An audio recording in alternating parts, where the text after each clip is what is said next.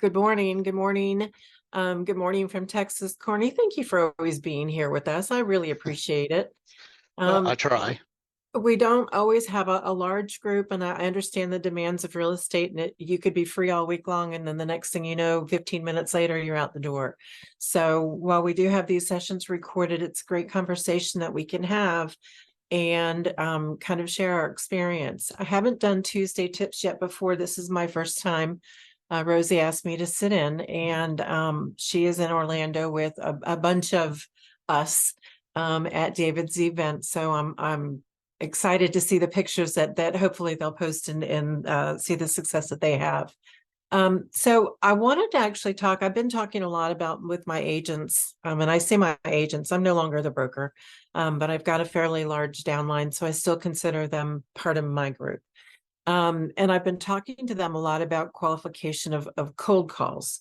So unfortunately, and most of you know that 3 months ago, I fell down a flight of stairs and I broke my ankle in 4 spots and I became immobile. I'm not incapacitated, I'm just immobile.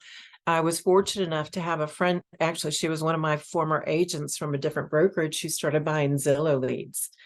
And she was having a really hard time getting the leads qualified, getting agents that were qualified to work the leads for a referral fee. And she's like, Christine, I know that this is really far-fetched. I know you've been used to being a principal broker, but what if you qualified my leads and scheduled the appointments? And I thought, am I going to want to do that? And I started doing it. And I really had so much fun because I've been a principal broker for the last 13 years. And now that I'm back into an associate broker position, I'm starting my own team and really getting back to the roots of selling real estate. I've never been a fan of Zillow leads before, quite frankly. I bought realtor.com, I've done Zillow, I've done Market Leader, I've done Boomtown, I've done a lot of the different ones, and I just wasn't really a fan because I was more of, I'm a Buffini mentor. So I was more a fan of creating business by referral. And I do prefer that. However, I'm kind of stepping back into this really cold call where people are calling in. So I'd like to have some kind of conversation about my experience because I've started with this group now that I've been working with for 3 months. I've been privy to having conversations directly with the Zillow trainers. And it's really been interesting the way that they're trying to teach agents how to handle the calls as compared to the success that we're having in a different way of handling the calls. Courtney, I know you've got great sales experience in your background. I'm not sure who else with us has got a lot of sales experience, but I want to keep this as an open dialogue and open the floor that if you guys do have anything to share, I'd love to have the conversation. So here's what I've experienced. First of all, my experience actually goes back to the mid 80s. Sorry, I'm really kind of dating myself here. Worked for Eastern Airline and Convention Central in their call center. So I was trained at a really early age to take calls because you've got, seconds to keep them on the phone or keep them happy on the phone. So I went from this call center, I went from the airlines and I went into outside sales with the airlines, Continental Eastern sales. And then I went into hotels and I did sales there. And with my sales team, I literally they would have to make a certain amount of sales calls every week. They'd bring their call logs into me and we would review them. And when I was a principal broker, I can't mandate that because we're all independent contractors. They either do it or they don't, right? They might know that they need to do it, but they don't necessarily do it. So, this was something that I tested with a few of them who were willing to do this, and we found some great success. So one of the first trainings that I sat in that Zillow did with agents that take referral calls was that Zillow's recommendation was to get these people scheduled for an appointment and get them off the phone as fast as possible. And I'm sitting there thinking, what? Are you kidding me? So has anybody taken Zillow calls before? You can raise your hand or no? Okay. So when a Zillow call comes in, if you're fortunate enough to be either purchase the leads or to be on a group that actually funnels leads out, you're competing. So you're first of all competing to actually get the call live. When you get that caller live, if you don't keep them on the phone as long as you possibly can, they will be bombarded by other realtors who are also calling because they purchased the exact same lead. So, I had this conversation with Zillow repeatedly that no, my objective when I get a caller on the phone, I literally, and this is not everybody's perspective, so I would love to have dialogue if you guys have any thoughts. I try to keep them on the phone for 15 to 20 minutes.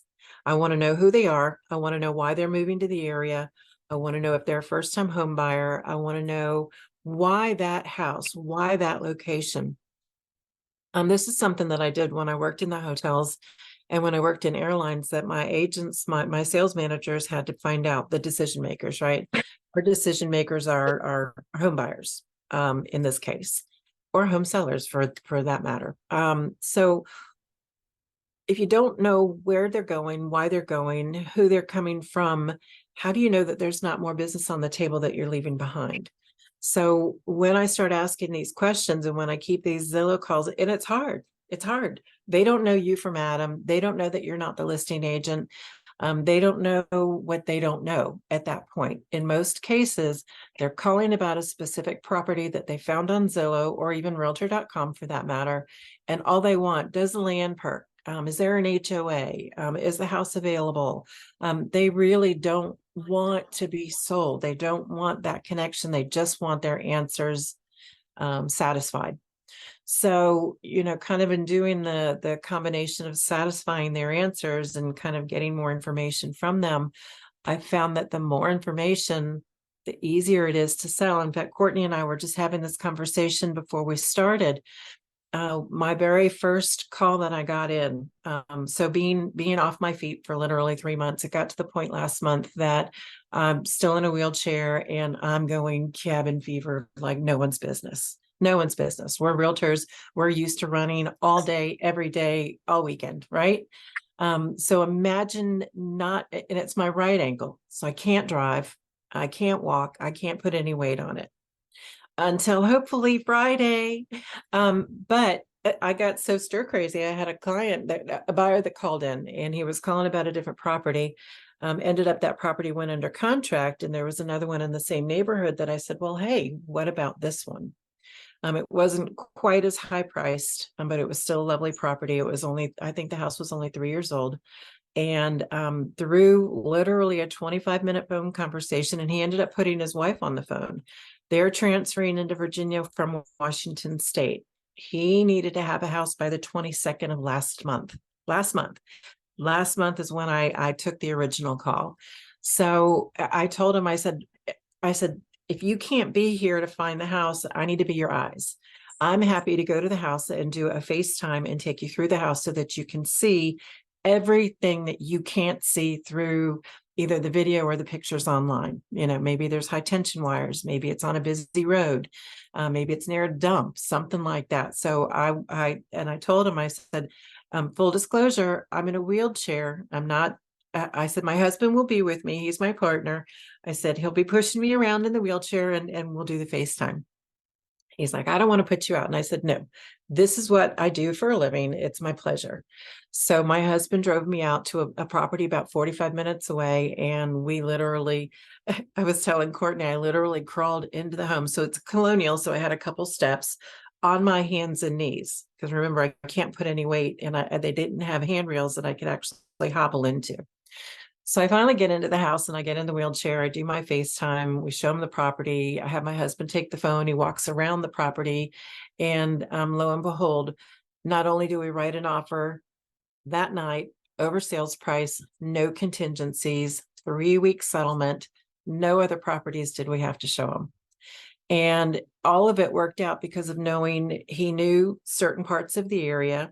He was with military. He had to be back and forth between Northern Virginia and Charlottesville, and the location he chose was pretty much in the middle. He knew enough about the neighborhood. We actually took him to the clubhouse. We showed him the pool. We know that they have small children. We know that they love wine, which we do as well. So we shared some of the vineyard talk with them. But having all of that information really did help me hone in on what they were really looking for and what they needed. Could they have found another house quickly? Yeah. Would it have been really the one that they were looking for or wanting to meet the needs of a young family? Maybe, maybe not. This is quite frankly the first experience that I've had in 20 years in real estate that it's one showing one time. I mean, and it was just a smooth transaction, other than Veterans United. Sorry, folks, I'm not a big fan, but Veterans United kind of gave us a hiccup at the end, but it all worked out. So when the buyers are calling in, and this kind of goes for Op City too. Op City is a little bit more specific into they're not as cold as a Zillow or Realtor.com because these people are kind of like jumping all over the place. Um, Finding out who they are and what their needs really are. And I actually had created a sheet for when I was principal broker for my newer agents to use. Here are questions that you should be asking buyers that are calling in. Yeah, that's the house. How many of you have had experience, maybe a husband and wife or partners that are purchasing a house? Do they ever want the same thing? Mine haven't. Courtney's laughing. I can tell you my husband and I didn't want the same thing. So funny story that our realtor, my husband and I, we've been in our house 27 years. When we decided to find a house, I lived in Charlottesville and he was in Northern Virginia, and we found Orange County, which is a very rural county in Virginia. And our realtor was listening to my husband, who wanted nothing but land. He's like, I don't care if we have a trailer, I want land. And I'm like, if you show me a trailer, I'm going to shoot you. There was no way that I was living. So literally, a single wide, older thing. And she literally took us to a property that she would not drive her Mercedes all the way down to the driveway because she didn't want to get it dirty. And she made us walk up to this trailer. And that was the time that I told her, don't ever call me again. My husband's going to preview everything. If he thinks that I'm going to like it, then I'll consider going out to see it because he's going to take pictures too. So what a waste of time for a realtor though, right? I mean, you want both decision makers at the property at the same time so that they can kind of, well, I want this and I want this. How can we meet in the middle? Which is kind of a hard thing. So you're blessed and you're lucky if you actually get your buyers and your sellers or your partners together on a first phone call or a first meeting so that you can determine what is it that is most important to them. Is it the house? Is it, the maximum? So of course, I find out, oh, we're approved for, I think this was back in this would have been 1995, way back then, right? We were approved for $250,000, which at the time was a lot of money. And I'm like, yeehaw, mama's getting the house of her dreams. My husband's like, oh, well, we're going to get a house that works. How about that? So making sure that just because they're approved for a certain dollar amount, making sure that they're comfortable with that mortgage payment, two different things. I know that a lot of markets, I see Maria is here in Virginia. Shara, I'm not sure what state or what location you're in, but I know that in Virginia, in most parts, we still have a very robust, very active market that's very difficult for buyers to easily find and or procure a home for purchase, at least at a reasonable price. So our prices are still elevated. So they have to make Hampton Roads very good. So my son is actually in Hampton Roads. He's also licensed. Welcome. So making sure that your buyers are having opportunity is getting really very difficult. There are a couple of things that I used to, well, I say I used to do, I've started doing it again since I've gone back into sales, that even if I can't find something that's active for my clients, we have a program called Remine. Unfortunately, it's going away. It's part of our MLS, and it actually allows me to go in and do some research to find out what sellers are at a high probability of selling their home in the next 6 months. Or I look for people who have been in their house for many, many years, where knowing what the current market conditions are, if they made a sale of their house, they could gain great equity. And if they can, kind of capitalize on that, maybe they would be a potential to sell. So I have been known. In fact, I think I've got one of them. So here's one of my listings. There we go. So I have a listing in a lakefront community. It's a gated community, and I actually utilize these. I've got another client looking for a house, and they're at a lower price point. So I use the postcards that came with the power tools, the listing power tool kits that we've got, which are brilliant, guys, if you haven't used them. And I've taken this and I went through out of 3,500 houses in that community, pulled out all of the absentee owners, and I sent the residents this card. They know the area, they know the proximity to school, to shopping, to commuting. And I actually invited them to come to an open house so that they could see what their money might buy them in a community like that. And then I actually sent it to the owners of the house and said, hey, I've got this house for sale. I see that you've owned your property now for 10 years. Guess what the value is? We have clients who are clamoring to get into this community. Please let me know if you're at all interested in finding out the value of your property so that, we can have a dialogue and maybe we can make this a really easy transition from you to sell and the buyers to buy. So the tools and resources that we're receiving at LPT, again, I've been doing this almost 20 years. It'll be 20 years in January. And I have never been with a brokerage before that's provided such incredible marketing material. So make sure that you guys are using this. If you haven't seen already, when you're doing your prospecting, because we're kind of talking about the prospecting, the Zillow calls, the cold calls, things like that. LPT does now offer a prospecting power pack. And I don't know if any of you were at the convention with us in St. Pete in March. No. They actually had, so as a small token, they just did random agents and they printed out these power packs that were for prospecting.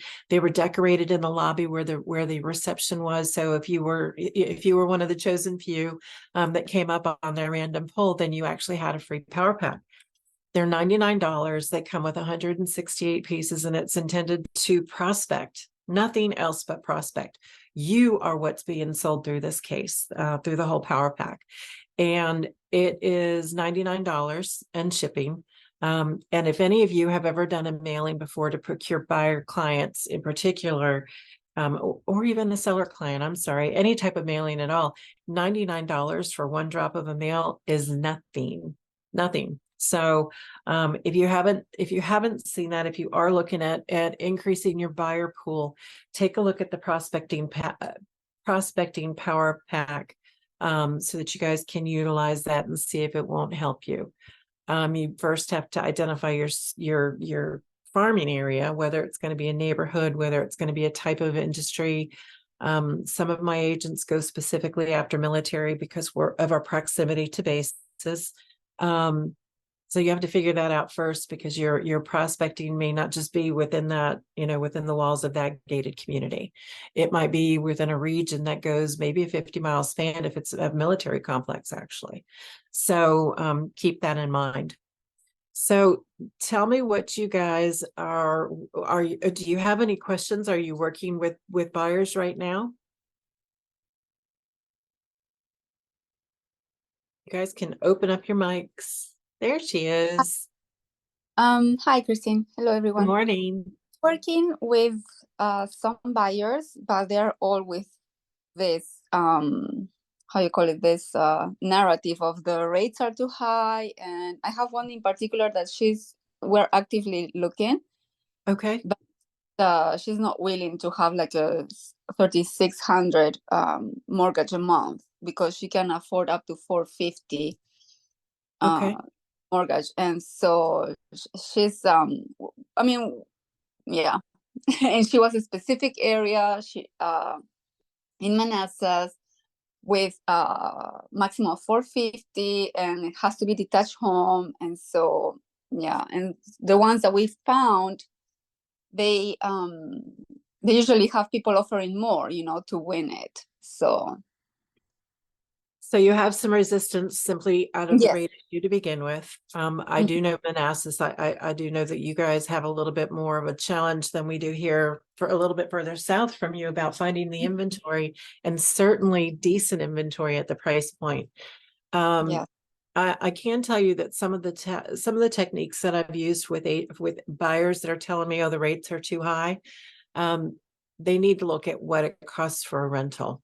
I know Mhm. rentals in our, I mean, you figure from south of where you're at, just in the Fredericksburg region in Virginia, our Mhm. rentals start around $1,600. Mhm. We're not talking about luxury here, folks. We're just talking about Mhm. hopefully a clean room or two. Um, I mean, people are renting out rooms for $500 a month. That's not even a private entrance or use of the kitchen or anything else. So that was one of the things that I actually used to talk to buyers about when they were kind of dragging their feet. And it's funny because one of my buyers actually, I had the conversation to the extent that he has to be in a certain area. His ex and his children live in a certain area. I want to be X miles away from them. I don't care. Find me a house, find me a rental. It's cheaper for him to buy than it is for him to rent. So, and I've not had this experience before either. We actually went in to show him a house recently, and he's like, "All right, it'll do." I've never ever had a buyer tell me, "Oh, it'll do." Usually they're in love with it, right? Or usually they'll find, and he's like, well, I don't like the road. The house is kind of nice. It's been renovated. I don't have to worry about any of that. And he had some concerns, but he's like, you know what, based on, and he was qualified to buy for more. But if he could Mhm. get for less, it was clean, it was in a nice area, it was the perfect location for his family. Um, but I would probably show some things like that. It's the rental market's very hard in our region, very hard. So if you're not, well, you do rentals, don't you? I do rentals too, and actually, she was a renter first, and Okay, I bought home a year or two before the pandemic, right. and she's lucky because it's in Manassas and it's 3-bedroom townhouse, and the owner hasn't increased the price since then, so she's still paying 1,700. Okay, Yeah, so that's one of the issues that she's like, oh, I still can pay this, and I'm telling her at some point the owner might go bananas and then start increasing, and what are you gonna do?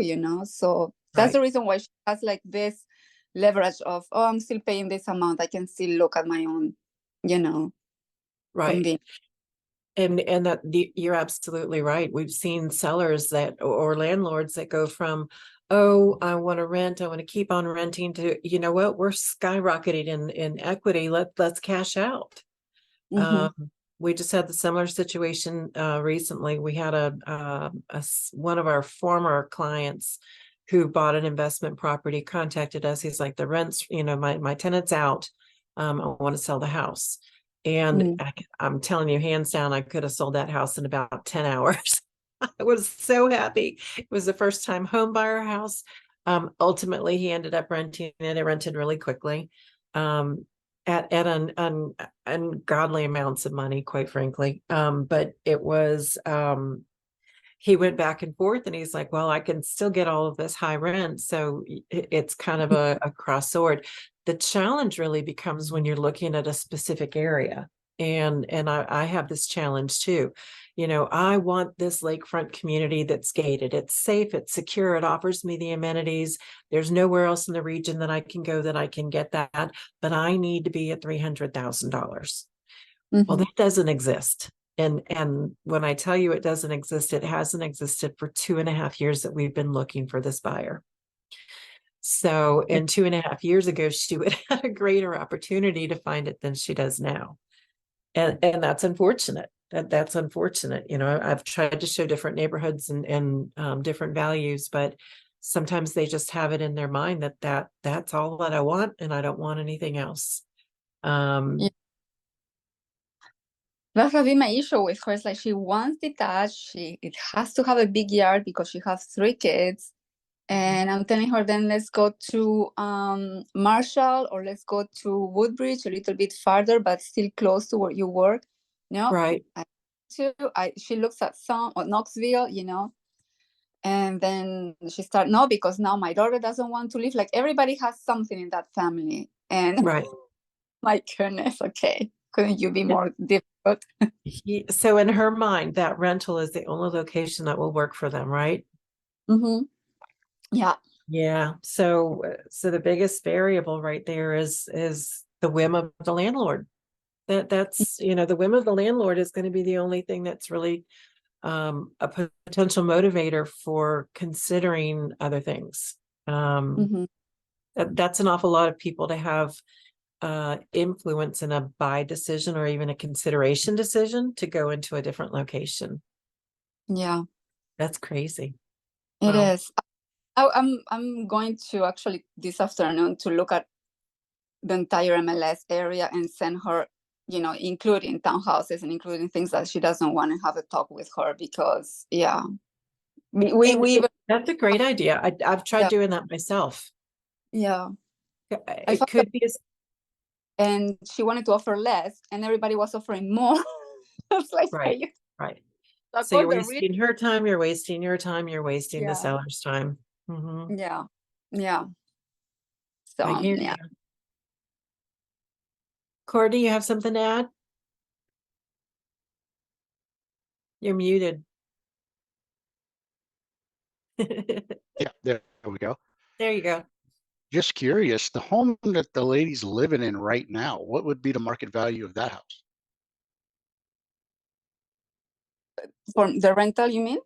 Yes, the Yes. rental that she's Oh, living in, is that really within her budget? I mean, I realize as a rental, a lot of time people end up with bigger yards, things like that, mhm. that they get used to it or they get accustomed to it, if you will. Um, the other thing is, have you approached her landlord, see if her landlord sell it to her? Mhm. Oh, the And thing is that's a that win-win. the landlord has a solid realtor that has been working with him years and years and years, and yeah, so I cannot, yeah, I cannot approach him. Yeah, but that Right? what No, you just that completely. good idea because I'm gonna check the prices of that rental. It's a very good idea. Thank you. Exactly. And show her that what you're living in is Mhm. worth X. And Right. Mm, this is not available in the market because here's what else is out there. So maybe kind of get mm. that realization to settle in. I know it's hard on them sometimes, but that's Yeah, an great idea. idea. Just show her value what she's living in, and then put that against the other things that are out there. See what you come up with. Yeah, great idea. Thank you. No, you're Yeah. welcome. Thank you. Shara, is there anything you have going on that we can talk about today? Any help you need? Hey There she there, is. sorry, I gotta hide out because I'm in medical field. So when I have to You're watch people great. You're come in, I great. do Thanks have for to joining us. hide. No, no problem. I'm currently closing on a listing that I um listed on the 1st of June. Stayed on the market for 5 days before I got an offer in hand.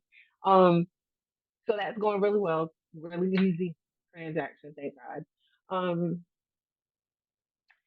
my I guess my big thing is I'm trying to I was thinking about the prospect about and I was just like, sorry, I gotta finish it. But I guess my whole issue is that the prospecting would be a great opportunity processing box because the area that I'm in is a lot of established homes and established people, but yet you see a lot of them, are moving out. Some of them are starting even to rent their houses out. I know the house next door to me, I didn't find out until after it sold, but it was $82,000 for a 3 bedroom, 2 bath rancher. So I was a little frustrated when I saw it, but Wow. um, yeah, because it would have been a really good opportunity for myself or for anyone, really. Right. But yeah, right now I think it's just my issues are more putting myself out there to market myself and to market the area that I'm in um to try and bring in buyers, right? But put in Are listings. you from the area? Yes, Okay. I live in Churchland and I've been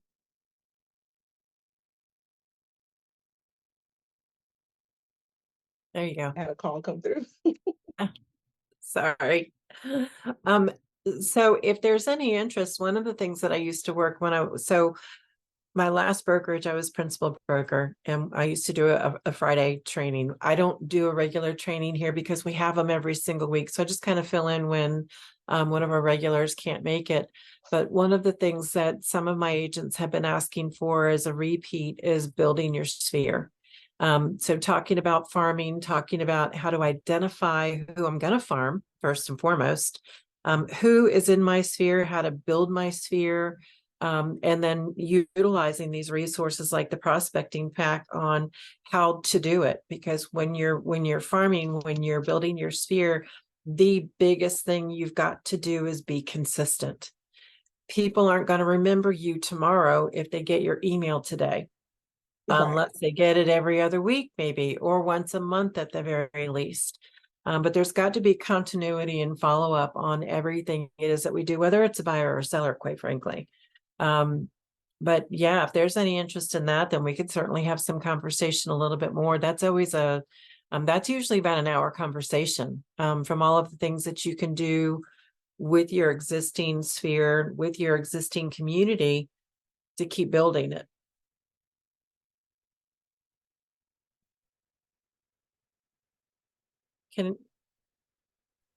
I'm not sure if we lost her or not. She went off. Okay. And she's at work, so I don't want to, I don't want to get her in trouble. I don't know what happened. No, you're fine. You're fine. So, I'll see what I can do to put something together to talk about that, because if there's, I do have some other agents, even local agents, that want to have a conversation again about, let's go back to basics. When we first started real estate, what is it that we needed to do? You got to put one foot in front of the other. You can't jump to being a mega icon kind of producer without going through each of the steps. First of all, each of the steps are a learning process. If you're not going to do it on the front end, it's going to come to bite you on the back end. I promise you, every single time. So I see some chuckles going on, but it's true. You know, the first thing that I got into real estate, my concern was making money. I'd already spent how many thousands of dollars in money and time and getting my license and getting everything that I needed to get. I needed income. And because I had that mentality and nobody said, I get it, but we need to build your income at the same time we build your knowledge, that I really did kind of hit the ground I was transaction oriented is what I'm trying to say, instead of a business. And this is a business. I have a business plan. I have a budget. I have to do a return on my investment, because if I'm purchasing these prospecting power packs and they're not producing, why? Am I spending my money in places I shouldn't be? Or am I not using my resources appropriately? There has to be an evaluation all the way around. So you have to be your CEO, you have to be your CFO, and you have to be your COO of your own business. So, but a lot of the people that I'm talking with recently are experienced agents, some of them a few years, some of them many years. And I think with the turn through COVID and the market kind of being what it was, I mean, it was kind of crazy, right? So they're having to adapt. Many of our agents in the market right now are not used to these market conditions. I've been through them before. They're cyclic. Almost every 20 years, you're going to see a buyer market, you're going to see a seller market, you're going to see a distress market. So understanding the market itself and how to adjust your business to accommodate it comes into the whole business planning of what it is that we do. So, yeah, I'm open to any suggestions you guys have about training topics, conversations. Every time I do one, I welcome you guys to reach out to me to ask any questions or have any ideas. I mean, truthfully, when my son who's in Hampton, he's a licensed realtor now. When he was in high school, he was in the marching band and drumline. And I actually put together a presentation for the Boosters Club. And this is just for band. Any member of the Boosters Club, any of the family members that bought or sold through me, I would donate $250 in their child's name back to the Boosters. It was a nonprofit. That, you know, and we're in a rural area, so $250 may or may not seem like a lot, but to some families, that's a lot of money, especially if they've got more than one child that's involved in a sport. The program became so successful that the football booster asked if they could pick it up. What are you going to say? No. So in almost any school that I'm aware of, your football program is your most lucrative and it's your most visible. So it ended up that we got one of great big banners that hung on the chain link fence at the football stadium. My husband and I were even trading. If you buy and sell through us, we'll not only give you $250 in your child's name, we will do your turn at the concession stand on Friday night. Gotta love how I roped the I husband into think that. that was worth even the $250. I hated concessions. But you wouldn't believe the relationships that we made with these mothers and fathers. We still have communication with them. And they still will email me or text me or come across Facebook. And Christine, I see you're still in real estate. What do you think about this area? What do you think we could get for our home? And I didn't do anything other than befriend them. They were wonderful people. They were wonderful. It was very sincere. It was part of my household. It was part of their household. It was not fake, because our folks know when we're faking it, right? So I've got all kinds of oh my gosh, going into a firehouse cooking for them. Such a small act for a volunteer group that it cost me $25 to make spaghetti and meat sauce and garlic bread for these guys and gals at a firehouse, and I would do it every quarter. I'm bringing donuts into the teacher lounge at my kids' school. So, I can go on for days and share with you guys the different things that I've done to kind of build, but it was part of my world. It wasn't, it's not like I was a single younger person that didn't have kids trying to get into the school system. My kids were there. I saw the teachers and the guidance counselors and the staff whenever I'd go to teacher council or I would go to any of the school events. So just something to think about when you're prospecting and you're building your base. Make sure that you covet what you know. I'm sorry, Maria, you've got your hand up, hon? Yeah, sorry. So when you say before that what we would like to learn or to talk about, I would like to learn very well how to do prospecting with what do you call this, absentees. Absentee owners? Okay. Mm-hmm. Mm-hmm. Yeah. I used to do a ton of that. So through our MLS, Bright, you can actually go in there. So if you've got a neighborhood or if you've got a region, you can actually go into the different categories in your MLS and you can look for absentee owners. And I actually used to do this when this was probably about 2005, 2006. A lot of snowbirds, property values were skyrocketing, much like they have now. And I would find everybody that lived in Florida, but had a Virginia, so they were absentee owner, but they had a Virginia property. And here I am email, reaching out to them, and I didn't have email at the time, but I had their addresses saying, hey, Florida's looking pretty good right now, huh? How about cashing in on your Virginia and getting out of here? Or when bad storms would hit and they're not here to take care of their property. There's all kinds of, that's a great conversation to have. Let's see if we can't put something together for you. Okay. Awesome. Thank you. Thank you. Is that all we have for today? And I know that Christine, Rosie, yeah.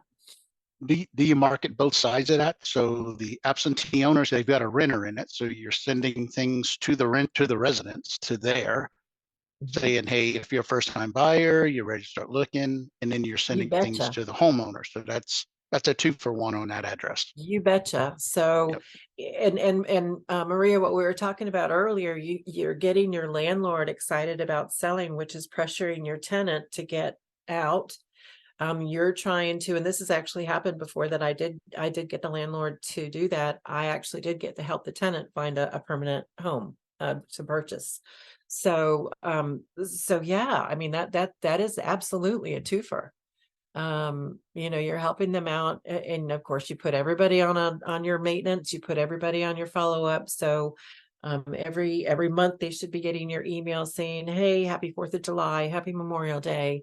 And they're constantly seeing your face that, and when I teach Buffini, you should be getting 3 referrals out of every transaction anyway. I mean, everybody has to have a roof over their head. Sometimes it's not a real roof, but for the most part, you're either renting or you're buying. For the most part, you know, I'm a proponent. I try to actually help homelessness. I sit on nonprofits here in the area. So there are situations that you really wouldn't have a roof over your head, but by and large, you are either a renter or a purchaser. So don't negate anybody, folks. Every restaurant you go to, every car wash you go to, every person that ever serves you, whether it's a haircut, I always put down my card. Thank you for the wonderful service. I hope that I can return the favor one day. That's it. Try My to get last two, 15 business cards out. What's that? my last two buyers were tellers at a bank, and they had a Love mortgage it. department right there, and I walked in and handed them my card, and they were like, "Yeah, we're starting to think about it." I said, "Well, let's. There's your loan officer right there." Called him over. We had the conversation. It's everybody you talk to. Just slide them a card. We get them Right. by the thousand. Just give them away. But my last two, one they've kind of put it on hold, but we've got their financing going. I've got them in with their mortgage department. They're working on their stuff. The other little couple right now, we're shopping. So it's just have the conversation literally with everybody. Literally with Fantastic. everybody. Yeah, that And worked really well for me. that's huge. That's huge. We actually just had a situation that one of the agents in Virginia, Northern Virginia, went into the bank, and she had asked, they were looking at doing a table at some kind of community event, and the community event they weren't allowed to do.